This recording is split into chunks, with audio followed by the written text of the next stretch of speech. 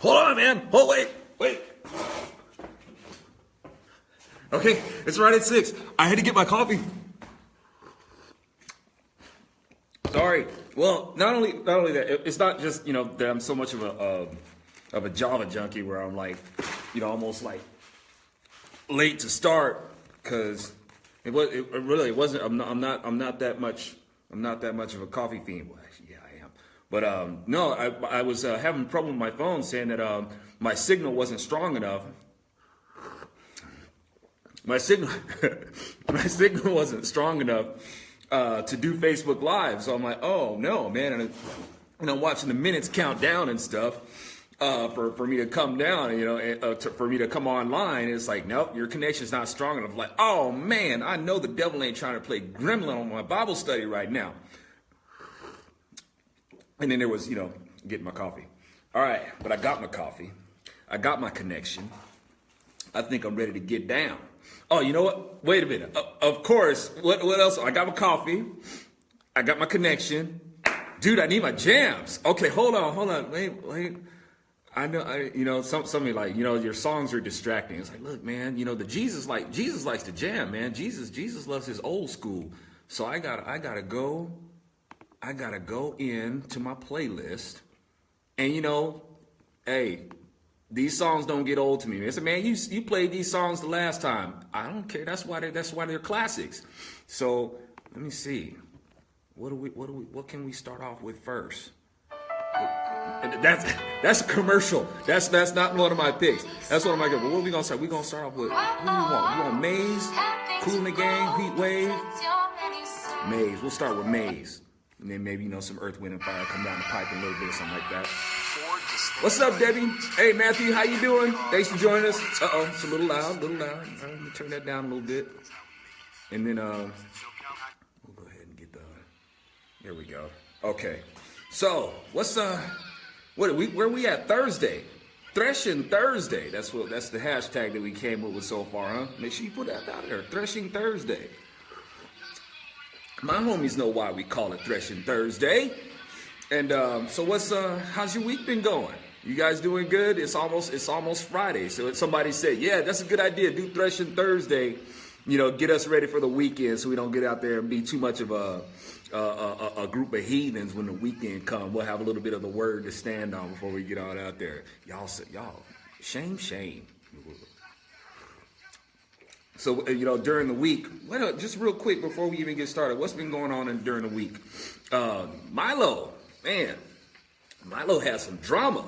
I caught a little, some people being a little bit mad at me about, my comments about Milo. I wasn't trying to make people mad, and it actually, seriously, him, resigning and losing his book deal and stuff like that. I tell you what, man, that's nothing that I wished for. I wasn't looking for any sort of, punishment to come down on Milo, despite the things that he disclosed or anything like that. I'm not the kind of person like, he needs to resign and he needs to, that never came into my commentary. Really, resignation ain't the thing I'm looking for. Repentance and redemption, that would be nice. You know what I'm saying? I want Milo to find the kingdom, man. I want him to find the peace of the Lord. He's obviously got, he's got a room for a lot of peace in his heart. And I'd like for that peace-filled void to be filled with the Lord, because only the Lord can really deliver that peace. That's what I would really like to see happen. This thing about him resigning, that don't bring me no joy. You know what I'm saying? It's like, if anything, it's like, yeah, dude, maybe you want to reflect on the things that you've been dealing with, through your life and stuff like that. I certainly don't wish you any ill will. My prayers go out to you, man. And but obviously you're looking for peace, and peace. And I understand that his way of coping with things. He uses profanity and vulgarity and things like that and certain imagery to cope. And I tell you what, man, that cope don't go that far, really. You really want to cope, man, you take it to Christ. Christ is the one who generally helps us cope. So, that's what I really like for you, man. You know what I'm saying? It's, I'd hate for this stuff to just like bring you down, but some of us got to be broken first. You know, I had my heart break, when I came to the Lord. And, I hope, this experience will get you to see, man, that, Jesus is the one that really helps you cope. And he's got the word. This ain't no exercise in some sort of feel-goodism or positive thinking or, new age or anything like that, man. Jesus is tried and true. And I hope you give him a shot. On other, tips, man, I'm kind of disappointed with folks who responded to me because of the video that I made, calling me mean and judgmental and telling me that I'm not Christ-like and, I'm not loving. And look at here. Loving isn't just letting somebody do whatever without consequence and you getting out there and acting any old way that you want to. That's not love. It's not judgmental to warn somebody. If I tell somebody, hey, you might want to look both ways before you cross the street, that's me not passing judgment on somebody. That's me giving them a fair warning, right? That's love. If I didn't love, I'd be like, well, and you let your behind get run over. That's not love.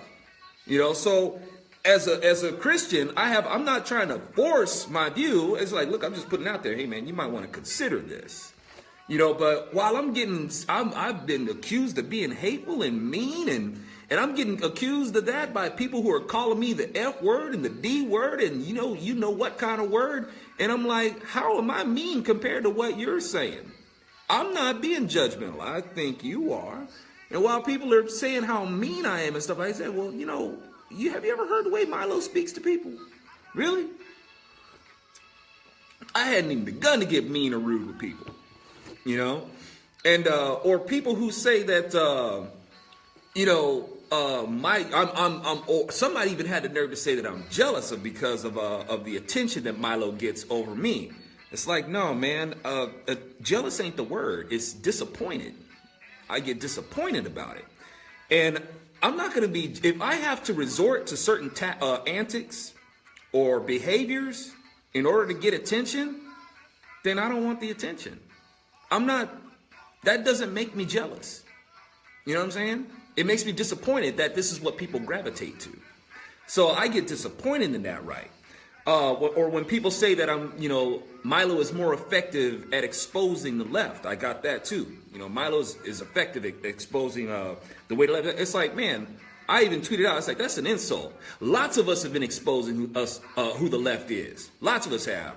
You got C.L. Bryant out there, Kevin Jackson, Rush Limbaugh, been out there. He's at the top of the food chain of exposing who the left are. There's exposing the left and then there's ticking them off, right? Milo has followed in the footsteps of what a lot of us have already been doing. Milo knew who to tick off. Why? Because we're the ones who've been exposing who the left are. So he knew who to take it to. Now, getting out there and ticking the left off and triggering them, exposing what? We already know who the left are. We've been telling you that the left are psychotic as it is. We're the ones who've been telling you, yeah, they're the ones who found the KKK, the first terrorists in hoods, right? Now you got these other thugs out there putting on their little masks and stuff like they're out there running around acting crazy. But we've been telling you about these people. We already know who they are. We've been telling you, right? So no, I'm not envious or jealous about what Milo's been doing. We've already been doing it. Now, ticking them off for what? Okay, we've ticked them off. Have you really edified them? Have you turned them to conservatism? And have you turned them to conservatism for the right reasons? Or have you brought attention to yourself? That's the difference, right? So, that's been going, and I appreciated that. That's right. Drink. Quit picking on me, Stacy. But we have to appreciate what it is to take it to the culture. And I can see where Milo has kind of bridging this gap. But once again, you bridge the gap with the culture, but have you done it for the right reasons? Are they gonna remember you? Is it you that you wanted them to remember, or was it the message? If I could say really quick, with the conservatives, they're a lot of people are still asking, what is it going to take? What is it going to do? Well, you got to get tapped into the culture. You got to tap into the culture. I did I even did a video. This is a lot of times. This is how much conservatives overlook the culture. They just overlook everything's about politics, politics, and it's like they get tunnel vision. They don't see anything else, and then they wonder why the culture keeps going south. You know, they're shaking their heads, going, "What's going on?" It's like, how come we can't be well represented in politics? It's because that's all you think about. You only think about politics. Look at here. I did a video, and a lot of y'all haven't seen it. I just did a video.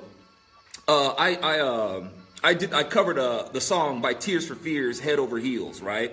A lot of people didn't see it because, well, you know, for whatever reason, the algorithms do not want my message to get out there, so they squashed that. And then from there, if I do anything like outside of politics, well, they're like, well, people really don't want to see that, so they really hide it from the feeds. But I did the song, right? Now, what do you see in the background? You see guitars, right? I'm a drummer, but I also play guitar. And I think that's kind of evident by the fact that you see guitars, right? I did a video where I covered Head Over Heels. If you haven't seen it, I'll post it in the feed if you guys want to check it out. Hopefully you do.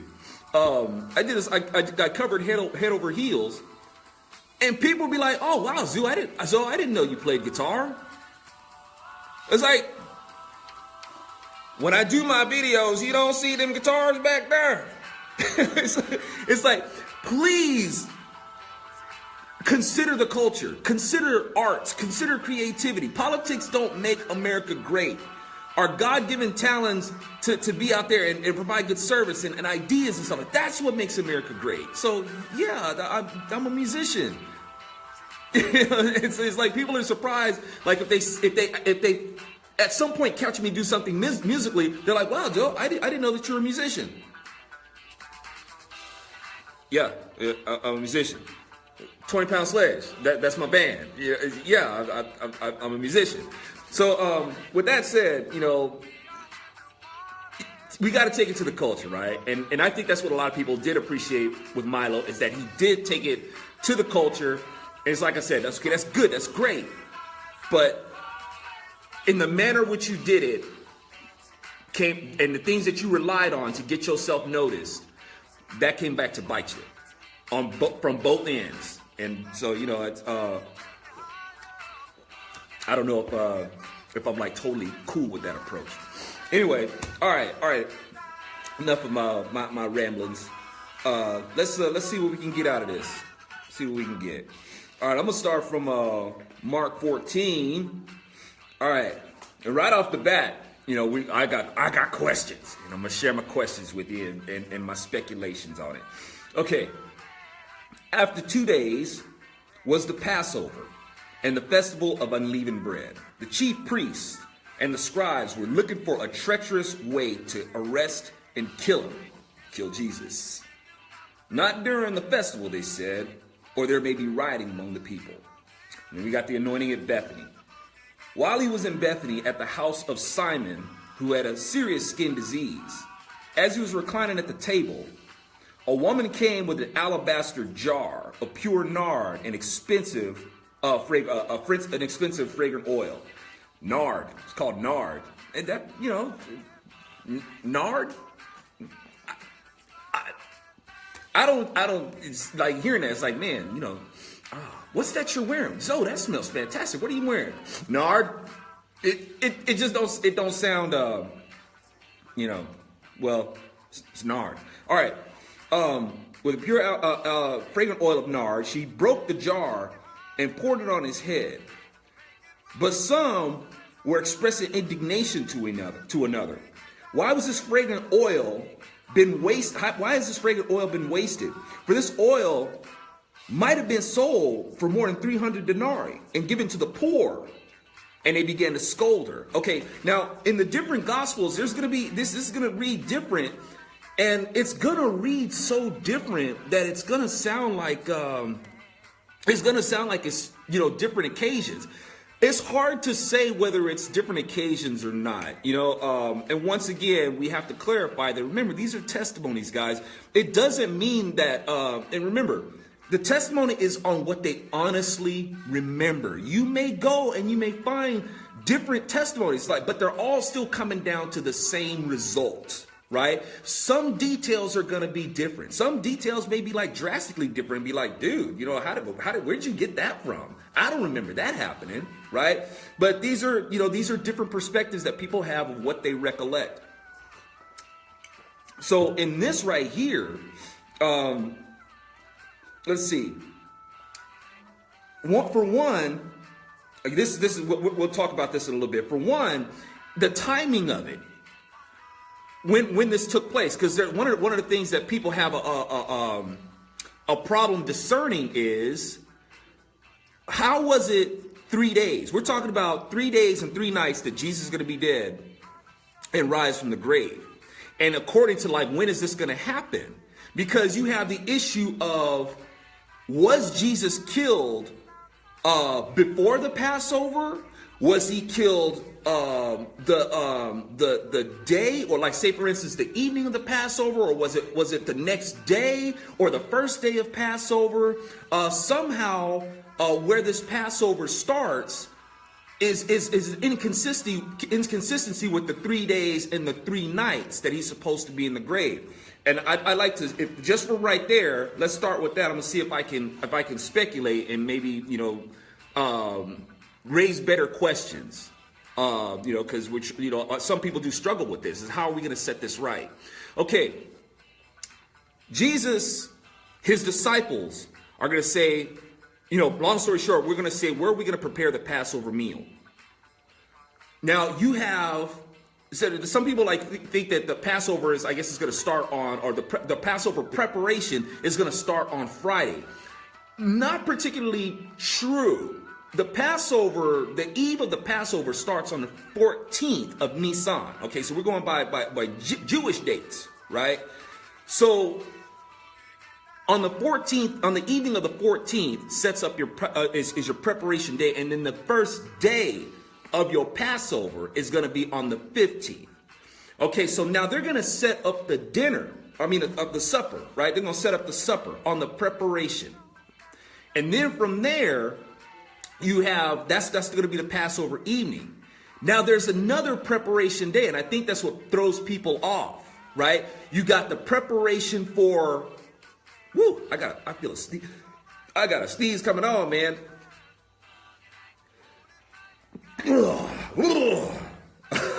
Okay. Man, I'm glad that one didn't turn into a messy one. Too much information. Okay. So you got your preparation day for Passover. Then you got your preparation day for the Sabbath. And I think that's what throws people off, is because we're talking about these preparation days. There were 2. Preparation day for the Passover, preparation day for the Sabbath. So because people are trying to say, how is it that Jesus said 3 days and 3 nights in the grave? Well, if you try to add that up from when he was killed up until the time he was resurrection, there's a deficit of 1 night. So Jesus's prophecy must not have come true. He must have made a mistake, because let's say he was killed, right? There's 1 day in the grave, because he was killed in the afternoon. That's 1 day. Right? It doesn't matter if it's a full day or not. It was on a particular day. Don't worry about the full day. He was killed that day. And then and from there, and then the next day, it must have been the Sabbath, because they couldn't do nothing with it. They couldn't prepare him properly. And then the next day, day 3, they came to prepare him. So now we see 1 day and then 1 night. And then the next day, which is going to be the Sabbath, because they couldn't prepare him. And then another night. So we got 2 days and 2 nights. Then we got the 3rd day, but not the 3rd night, because Jesus rose on the 3rd day. He was supposed to be in the grave 3 days. So no matter how you try to slice it, it doesn't matter if it's a Gregorian calendar. It doesn't matter if it's a Jewish calendar. It doesn't matter what calendar you try to look at. No matter what, Jesus was in the grave 3 days, but he wasn't in there 3 nights. We can try to do the math on that all you want. It's not going to work. So how do we reconcile this? How do we reconcile that when Jesus says that I will be in the grave 3 days and 3 nights, just as the same as Jonah was in the great fish for 3 days and 3 nights? How do we reconcile this? I offer this. The reason why Jesus was correct in saying that he would be in the grave, he would be in the grave 3 days and 3 nights, is because where Jesus was, it was perpetually night. He was actually there for 3 nights. When Jonah was in the fish, trust me, it was 3 days worth of nighttime for where Jonah was. He was in the dark for 3 days. So he was where he was for 3 days and 3 nights. Where Jesus was, he was there for 3 days of night, because that's where he was. It was perpetual darkness. And then he came back on the 3rd day. So we don't have to try to do any mathematical gymnastics to try to see how it fits into these 3 days and 3 nights according to whatever calendar or whatever high holidays or anything like that. It's not about that. Once Jesus died, it went dark for him for 3 days. Okay, so now, reading on, that's just my observation on it. All right, thank you, Grayson. Makes sense. Okay. All right. Okay, so now here's a trippy thing. Okay, we were talking about the anointing at Bethany. Simon. Now, in the different gospels, we got Simon. There's somewhere we got Simon and we got Lazarus. Whose house is Jesus at? Okay, in Mark, we're talking about Simon, who had a serious skin disease. Simon had a serious skin disease, and as he was reclining at the table, a woman came with an alabaster jar of pure and expensive. Now we read all that, right? About them joining the supper. Now here's the thing: Simon, who had a serious skin disease, Simon was a leper. If you're a leper, you can't host a dinner. If you're a leper, it's the law that you got to be like, yo, I'm unclean. I'm unclean. If you come around people, hey, I'm unclean. You can't be around me. Which means that Simon can't host the dinner. Now, you know the story? You know the story about when Jesus heals the man, when he comes to Jesus and he says, Jesus, man, if you are willing, can you heal me? And Jesus says, yeah, man, I'm willing. You are healed, right? He heals the leper. And then he tells the leper, do not tell anybody this. Once again, Jesus says, don't tell anybody about this. Now, but what else does he say? He says, I want you to go to the chief priest and I want you to give your offerings as prescribed by Moses. Now, the Bible doesn't say who this man was, but I would speculate that that man that Jesus healed and told to go to the chief priest and give the sacrifice according to the law of Moses, I think that person was Simon the leper, right? Because Simon, who had a serious skin disease, was somehow able to host a dinner. And he was reinstated as a Pharisee. See, Jesus told him not to tell anybody. Don't you tell nobody about what I did for you. All I want you to do is go to the chief priest, and I want you to go ahead and make your sacrifices according to Mosaic law. Right? Now, the reason why Jesus said to do that is because if Jesus was to go, if Simon was to go to the Sanhedrin and say, hey man, Jesus healed me, they'd have stoned his behind. He wouldn't be reinstated as a Pharisee. So he had to go in and he had to let them know, look, man, by the power of God, I am made well. I'm going to make my offerings according to, as prescribed by Moses. This way, Moses and God gets the credit, not Jesus. That's what Jesus wanted to do. It's like, dude, just for your safety, this is what you're going to do. So now I would speculate that Simon was that leper. If he wasn't that leper, then I would say that this is how Simon was able to be reinstated as a Pharisee. So now Simon is the one who is going to be. It's like I said, in different gospels it's different. Because this is also going to happen at Lazarus's house, right? And Lazarus, that's a whole nother trip, and hopefully we'll get there. Okay, so now we're talking about the woman who came with the alabaster jar, pure and expensive nard, she broke it and poured it on his head. Now, in the other gospels, it's going to say that she poured the perfume on his feet and was washing his feet with her tears and drying his feet with her hair. Right. And now this one, it says that she poured it on his head. So it's like, well, which one is it? You know, is it the same? Is it the same event? OK, now I speculate this is what happened. Remember, certain details are going to stand out to certain witnesses. Certain witnesses, like say, it's a tradition. It's tradition, right? You know, in their culture, you go in, you're going to do the feet washing and stuff like that, or you're going to anoint a person and things like that. Now, certain things are going to stand out to one person who's recording this. They're going to record that the perfume was poured on his head, right? You know, like nice, you know, shampoo, some smell good, all right. In another gospel, what the detail that stuck out to another person is that the perfume was poured on his feet. It was probably both, but the one that stuck out is the one that the person recorded.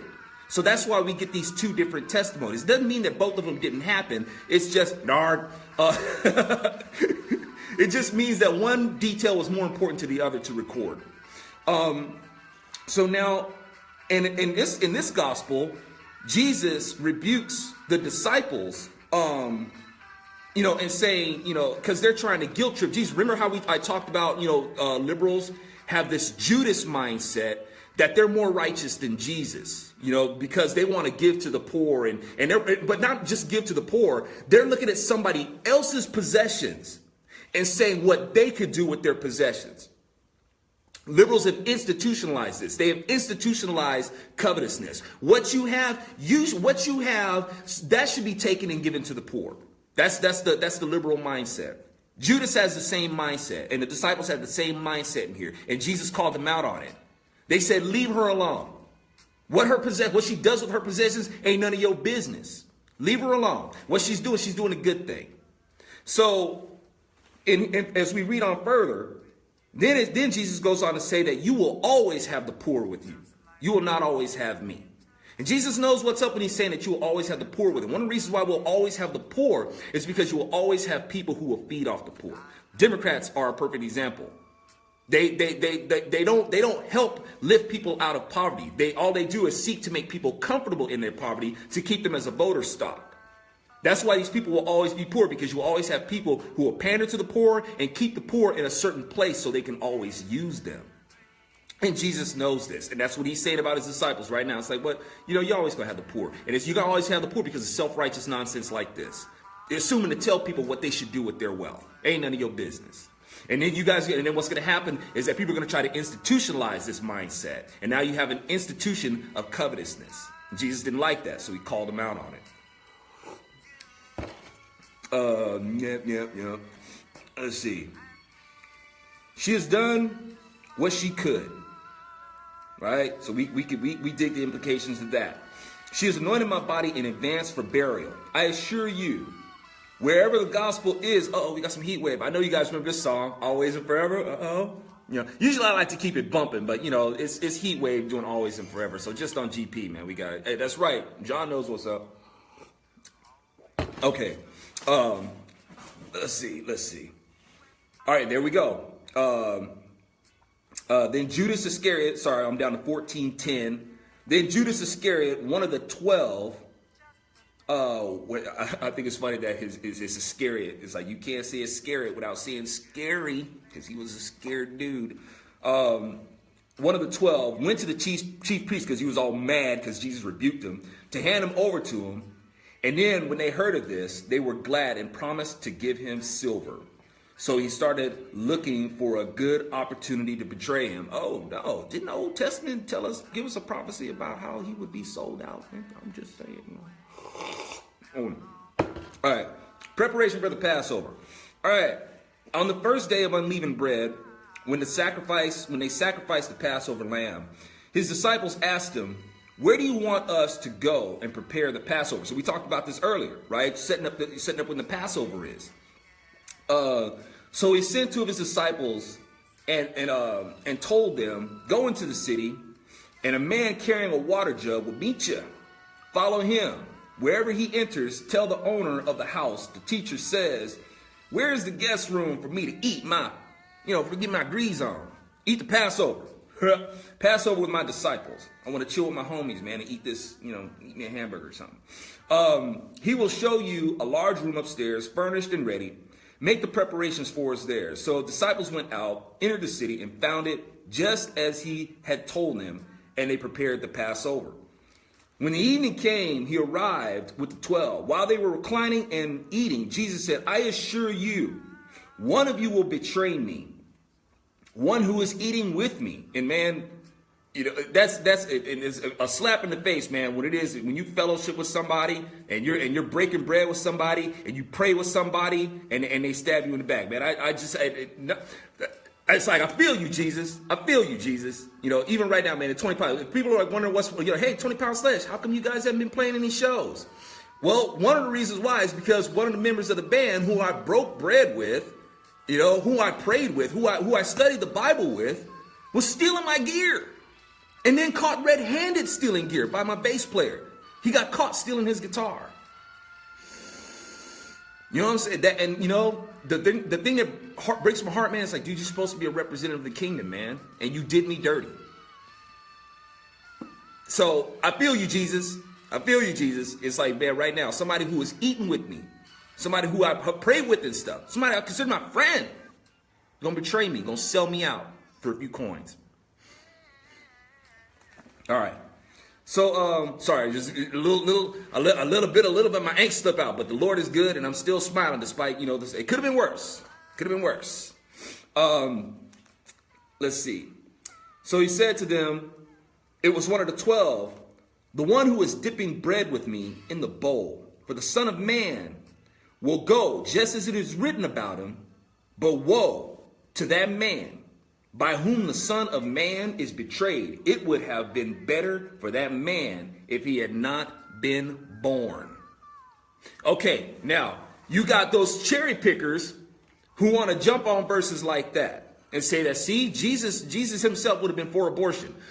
No, that's not what that means.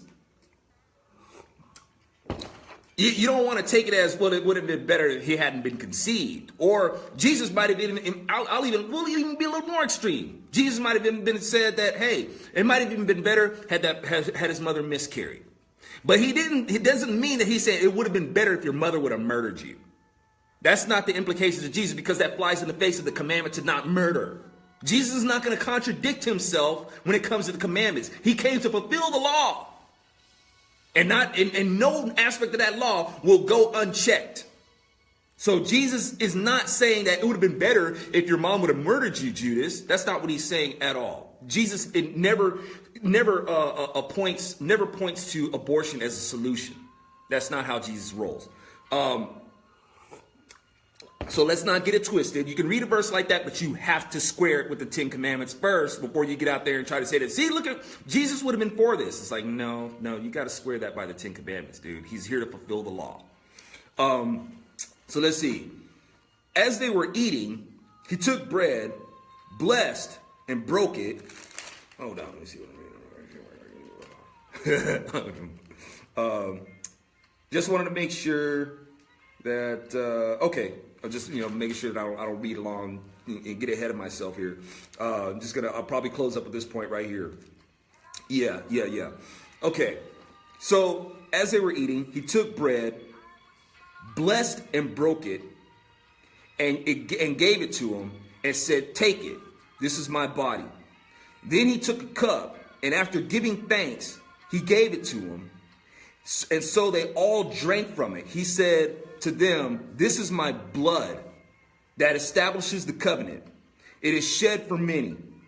I assure you, I will no longer drink of the fruit of the vine until that day when I drink it in a new way in the kingdom of God. After singing many songs, busting a few rhymes and so on and so forth. Go ahead, freestyle, Jesus, freestyle. Okay, after singing a few of those, they went out to the Mount of Olives. Okay, this is really heavy to me. First up, anybody who says that Jesus never drank any wine, I don't know if that's true.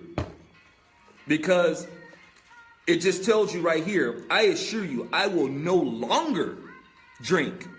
I will no longer drink of the fruit of the vine. Meaning that, yeah, before this day, I used to give me a little sippy, right? I used to sip me a little wine. I ate, drank, and be merry. I didn't drink to get drunk. I didn't drink to have an effect on my psyche. I drank wine with my meal. Okay, that's biblical drinking. See, when people want to say stuff like, what's the difference between smoking herb and drinking wine or drinking liquor or something like that? Okay, here's the deal. When a person smokes weed, you smoke weed for the purpose of getting high. Okay? And if you don't get high, what do you call it? You call it some bunk weed. You call it some swag. It's shake. It's bad. It ain't no good. Anybody who smokes weed, they want the sticky icky. They want the good stuff. So what all they got to do is just give a little puff and they done, right? I'm baked right now. That's why they smoke. Okay? Even if you're gonna get a little high, even if you're gonna get a little bit, you want to feel that buzz. You want to be able to say, yo, at least I know I'm high.